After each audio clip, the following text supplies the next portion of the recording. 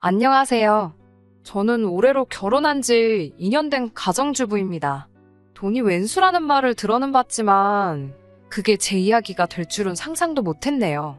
아무래도 돈 때문에 이 모든 사단이 시작되었으니 돈 이야기를 빼놓을 수가 없겠네요. 결혼 전 저는 마케팅 회사를 다니고 있었는데 월 수입은 300 정도였어요. 남편의 경우 출판사를 다니고 있었고 월 수입은 저와 비슷하거나 적거나 그랬습니다. 저희 둘이 만나게 된 건 서로 알고 지내던 오지랖이 넓었던 작가의 소개 덕분이었고요. 아무래도 둘 다 결혼 정년기에 만났기에 사귄 지 6개월 정도 되었을 무렵 이미 결혼 이야기가 나오기 시작했어요. 솔직히 저는 좀 더 시간을 갖고 만나면서 천천히 따져보고 싶었는데 남편은 이세를 생각해서라며 하루라도 빨리 결혼을 하고 싶어 했었어요. 남편의 적극적인 태도 덕분에 알게 된 지 1년도 되지 않아서 결혼식까지 올렸는데 지금 그게 너무 후회가 되네요. 결혼할 때 남편은 요즘은 다들 그렇게 한다며 반반 결혼식을 하자고 하더라고요. 솔직히 그때는 둘 다 벌이도 비슷하고 하니까 반반 결혼식이라는 게 솔깃하게 들렸습니다. 그래서 저도 좋다고 했고요. 딱 하나 반반할 수 없었던 게 바로 집이었습니다. 시부모님의 재산 상황이 남편이 알고 있는 것과는 많이 달랐거든요. 이미 빚도 많이 있으셨고 체납된 세금도 있으셔서 남편에게 어떤 도움도 주실 수 없는 상황이었습니다. 반면에 저희 친정에서는 하나뿐인 딸 결혼할 때를 위해서라며 오랫동안 들어놓으신 적금도 있었고 이미 노후도 준비되신 상황이라 제가 부탁만 하면 더 큰 도움도 주실 수 있는 상황이었어요.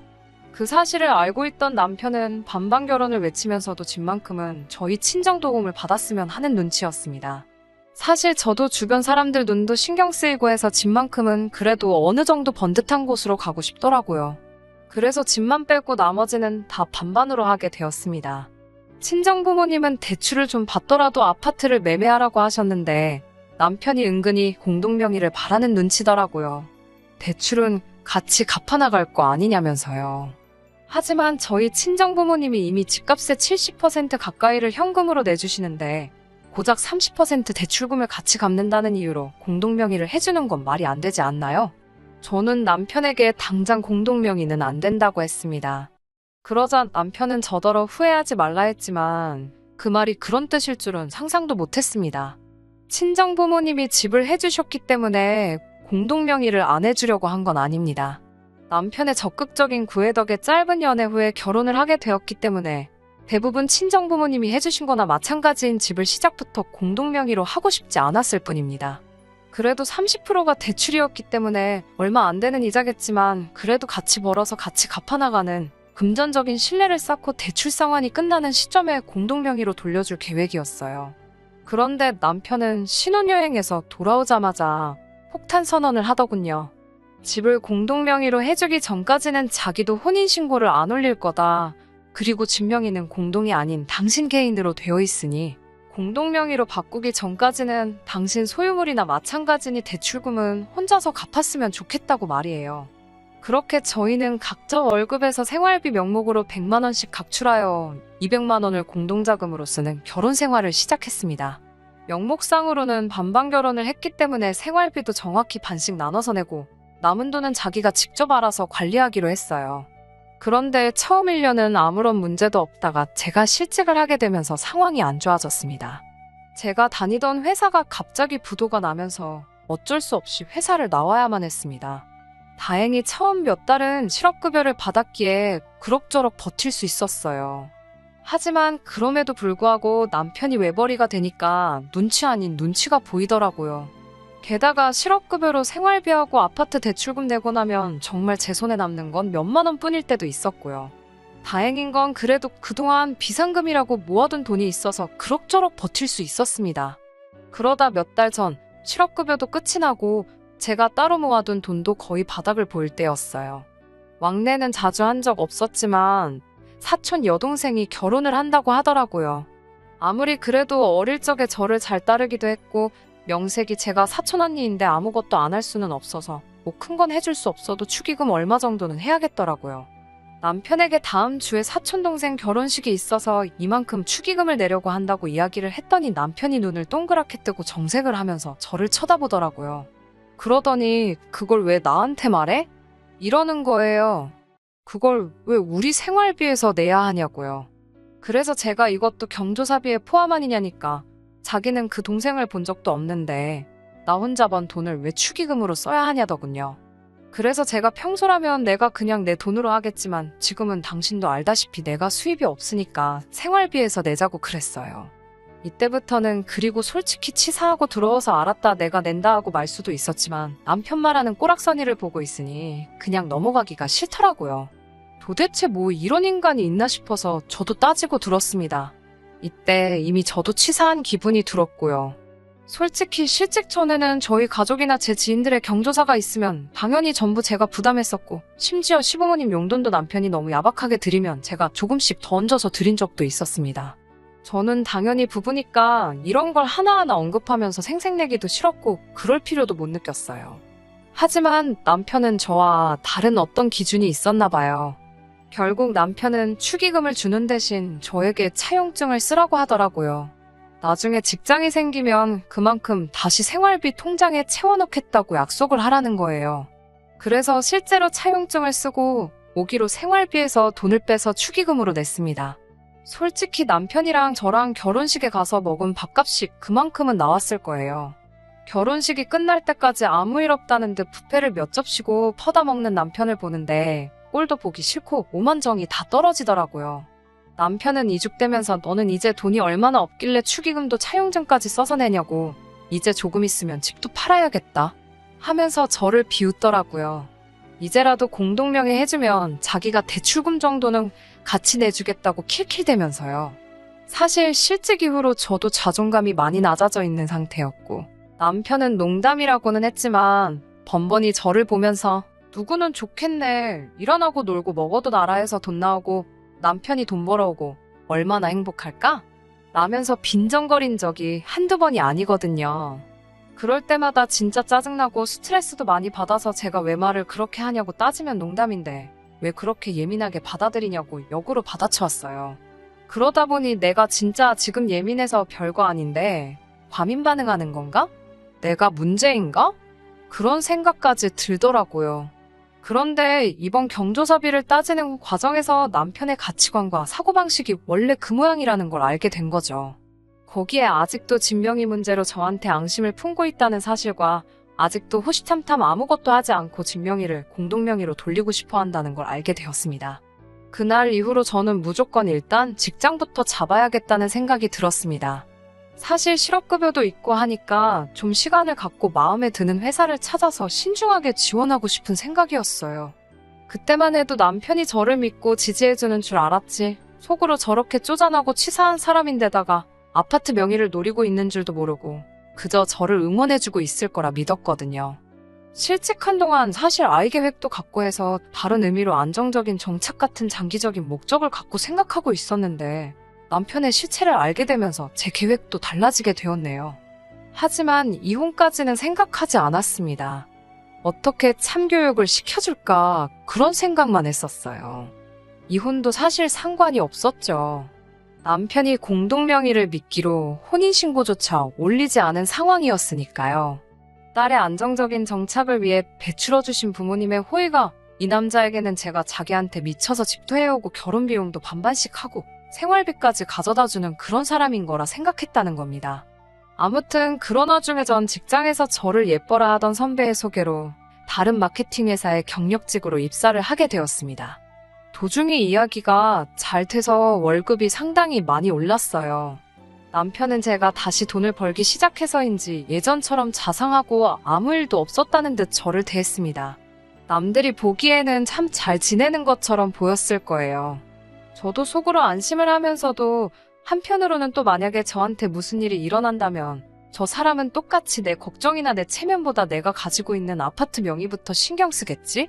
하는 생각이 들기 시작하니 조금씩 남편이 불편하게 느껴지더라고요. 그러다 얼마 전 제가 다시 출근하기 시작하고 한두 달 정도 됐을 무렵이었어요. 새로운 직장과 사람들에게 적응하느라 스트레스가 상당했지만 그래도 다시 고정적으로 돈 들어오는 곳이 생기니까 자존감도 살아나는 것 같고 몇 달이었지만 참아야 했던 것들도 다시 할 수 있게 된 현실에 감사하며 지내고 있었습니다. 그러던 와중 신우에게 연락이 왔습니다. 참고로 신우와 저는 그렇게 가깝지는 않습니다. 남편보다 4살 많은 신우는 남편이 자기보다 먼저 장가가는 거에 불만이 굉장히 컸다고 들었어요. 하지만 시댁에서는 이미 딸도 노처녀인데 아들까지 노총각은 만들 수 없다며 순서가 무슨 상관이냐고 준비된 사람부터 가라고 했다고 들었습니다. 아무튼 그렇게 신우와 저는 좀 껄끄러운 사이인데 신우가 웬일로 저에게 연락을 해온 거예요. 그래서 제가 무슨 일이냐 하니까 자기가 결혼할 사람이 생겼다고 하더라고요. 비록 친하진 않아도 어쨌든 신우가 시집을 간다고 하는데 저도 기뻤고 축하한다고 했어요. 그런데 신우가 하는 말이 그래서 말인데 돈 좀 빌려줄 수 있냐고 하더라고요. 그래서 제가 놀라서 무슨 돈이요? 하고 물으니 결혼하기로 한 남자 쪽에서 5천만 원을 요구하더라는 거예요. 그래서 제가 아니 결혼하는데 왜 돈을 요구를 하냐고 물으니까 남자 쪽이 조건이 좀 좋아서 그렇다네요. 그래서 그럼 시부모님한테 물어보시지 왜 저한테 그러시냐 하니까 저더러 시댁 사정 알면서 왜 그러냐고 그러더라고요. 그래서 아무리 그래도 저한테 왜 말씀하시는 건지 모르겠다고 하니까 자기 남동생 그러니까 제 남편이 한번 물어보라고 그랬다는 거예요. 그래서 신우에게 일단은 죄송하지만 저는 그럴 여유 자금이 없다고 말해줬어요. 그날 저녁은 남편이 야근을 하느라 이야기를 못하고 다음 날이 되어서야 이야기를 하게 되었어요. 저는 도대체 신우가 무슨 소리를 하는 건지 모르겠다고 정말 당신이 나한테 돈 빌려달라고 하랬냐고 물었습니다. 그러자 남편이 한다는 소리가 제가 직장 안 다니는 동안에도 생활비 안 밀리고 잘 내놓길래 어디 믿는 구석이라도 있는 줄 알았지 그러더군요. 남편의 그 말에 저도 모르게 한숨이 나오면서 그때 축의금 가지고 나한테 차용증까지 쓰라고 한 거 기억 안 나냐고 물었더니 남편은 맞다. 그랬지. 그러면서 그건 채워 넣었나 이러는 거예요. 제가 진작에 채워 넣었다고 말 돌리지 말라고 하면서 어쨌든 나 돈 없다고 딱 잘랐습니다. 그러자 남편도 갑자기 뭐가 기분이 나빠졌는지 근데 축의금 이야기를 지금 왜 꺼내냐면서 저더러 그때랑 지금이랑 경우가 같냐고 오히려 적반하장으로 나오더라고요. 그래서 제가 뭔 소리 하는 거냐고 뭐가 다르냐고 둘 다 돈이 문제인데 이러니까 사촌은 남이나 마찬가지지만 신우는 한 가족이라고 말도 안 되는 문언니를 또 펼치더라고요. 그러더니 그러지 말고 찾아보니까 우리 지금 사는 아파트도 많이 올랐는데 아파트 담보로 대출 좀 받아주자 이러는 거예요. 제가 실업급여로 꾸역꾸역 대출금 갚는 걸 보면서도 이 집은 제 명이니까 자기는 공동명의 해주기 전까지는 곧 죽어도 못 내준다던 남편입니다. 그런 인간이 제 아파트로 자기 누나 결혼자금을 만들어주자는데 화가 나다 못해 실소가 새어나오더라고요. 그러면서 저는 이혼만이 답이라는 확신을 얻게 되었습니다. 남편은 저를 사랑해서 결혼한 게 아니라 남들 눈이 있으니 결혼은 해야겠는데 기왕 할 결혼이면 안정적으로 돈을 낼 수 있는 여자랑 해야겠다 싶어서 저랑 결혼했다는 사실을요. 하지만 남자 잘못 만나서 인생 망한 여자는 있어도 혼자 살아서 망한 여자는 없다는 누군가의 말처럼 제가 남편 말대로 안정적으로 돈도 낼 수 있고 집값까지 올랐는데 뭐하러 굳이 남편이랑 사나 싶더라고요. 저 혼자 잘 벌어서 잘 먹고 잘 살면 되잖아요. 아무 말도 안 하고 제가 실실 웃고 있으니까 남편이 뭔가 이상했는지 제 눈치를 살살 보더라고요. 저는 남편을 쳐다보고는 이혼하자 그냥 그랬어요. 남편은 자기가 잘못 들었나 싶었는지 뭐라고? 이모한테 물어보자고? 이러는 거예요. 그래서 제가 이혼하자고 자기 짐 챙겨서 나가라고 이 집에서 그랬습니다. 그러자 남편은 오히려 어이가 없다는 듯 참나 무슨 신우 결혼자금 빌려주잔다고 이혼을 하자고 하냐면서 저더러 이까짓 아파트 있다고 이상하게 생색을 낸다 하더라고요. 그래서 나 생색 내는 거야. 너는 이까짓 아파트도 없잖아. 이까짓 아파트에 네 돈 10원도 안 들어갔잖아. 이 10원짜리만도 못한 인간아. 라고 소리를 쳤어요. 그러자 남편이 말이 너무 심한 거 아니냐면서 알았다고 그만하라고 하더라고요. 그래서 나 지금 농담하는 거 아니라고 그냥 당장 짐 싸서 나가달라고 했어요.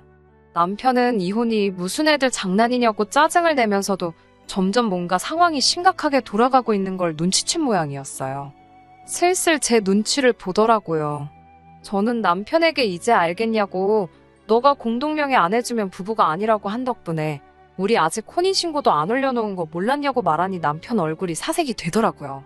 결혼기간이 짧다고 한들 이혼하게 되면 재산분할 청구 소송이라도 할 수 있었을 텐데 이런 상황이라면 집안에 있는 객검 하나도 가져나오지 못할 걸 뻔히 알고 있으니까요. 남편은 결국 저에게 미안하다고 사과를 하더라고요. 미안하다고 끝날 일이었으면 저도 이렇게 화를 내지 않았을 테죠? 일단 신우한테는 당장 전화해서 돈 해주는 건 어려울 것 같다고 제가 보는 앞에서 말하라고 했어요. 전 그렇게 가족을 도와주고 싶다면 말리지는 않을 테니 담보대출 같은 말도 안 되는 소리 말고 알아서 직접 대출을 받으라고 했습니다. 사촌이든 가족이든 먼저 네 가족 내 가족 따지고 아내한테 차용증까지 쓰게 만든 사람이 대체 무슨 생각을 했길래 내가 순순하게 결혼하는 신우네 집을 사는데 도와줄 거라는 생각했느냐 따졌어요.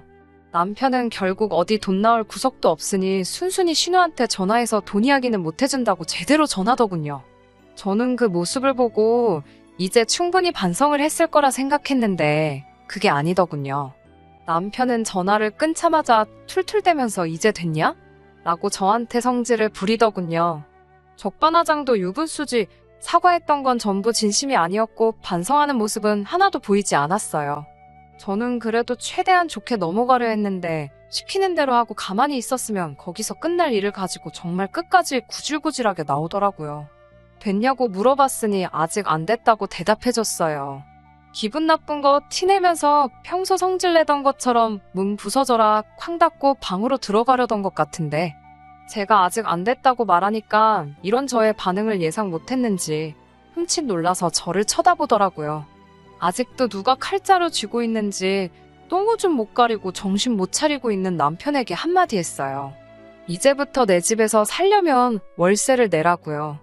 남편이 웃기지도 말라면서 부부 사이에 무슨 월세를 받냐고 하더라고요. 너 때문에 우리 혼인신고 안 한 거 모르냐. 내 명예 내 집에서 얹혀 사는데 네 돈 내 돈 따지고 있으면 그게 룸메이트지 무슨 부부냐고 쏘아붙였어요. 너가 내 남편이라는 확신이 들 때 그때가 되면 월세도 받지 않고 혼인신고는 물론 공동명의까지 해주겠다는 조건을 걸었죠. 하지만 그때까지는 우리는 그냥 동거인에 불과한 남남이라고 우리가 부부라는 확신을 가질 수 있게 처신 잘하라고 했어요. 남편은 자기가 그 상황에서 할 수 있는 게 없으니 또 비굴하게 나오더라고요. 내버리 뻔히 알면서 월세는 무슨 월세냐 하면서 불쌍한 척을 하다가 안 되니 내가 너 아니면 누구랑 결혼했겠냐.